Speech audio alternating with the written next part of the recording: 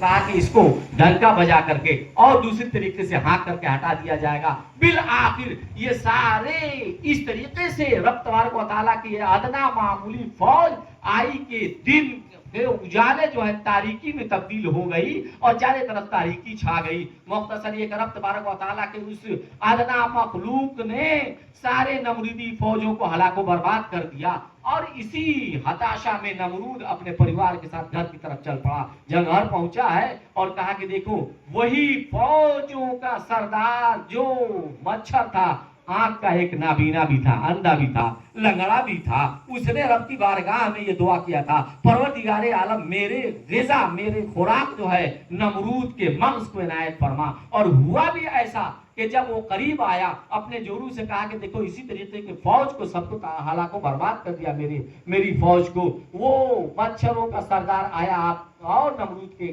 ناک سے داخل ہو کر دماغ میں گیا. مختصر یہ کہ اس کی اتنی بے چینی بڑھ گئی کہ اپنے ہاتھوں سے مارتا رہا، دوسرے لوگ اس کو مارتے رہے، اتنے مارتے رہے کہ ایک وقت ایسا آیا کہ اس کا بھیجا پھٹ گیا اور پھٹنے کے بعد ہلاک و برباد ہو گیا. مچھر جو چھوٹا تھا وہ پرندے کی شکل میں موٹا ہو کر کے واپس ہو گیا.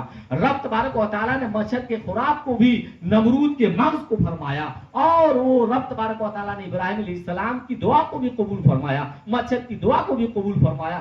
اس طریقے سے رب تبارک و تعالیٰ نے نمرود کو ہلاک و برباد فرمایا اور حضرت ابراہیم علیہ السلام کی تبلیغ اور بڑھتی چلی گئی اور جو لوگ بچے کچھ لوگ ابراہیم علیہ السلام کے دین کو قبول فرما لیا. یہی وجہ ہے کہ رب تبارک و تعالیٰ فرما رہا ہے وما یعلم جنود ربک الا هو وما هی الا ذکر للبشر. اے خلیل آپ فرما دیجئے کہ میرے رب کی فوج کو میرا رب ہی جانتا ہے، اس کے سوا کوئی دوسرا نہیں جانتا ہے.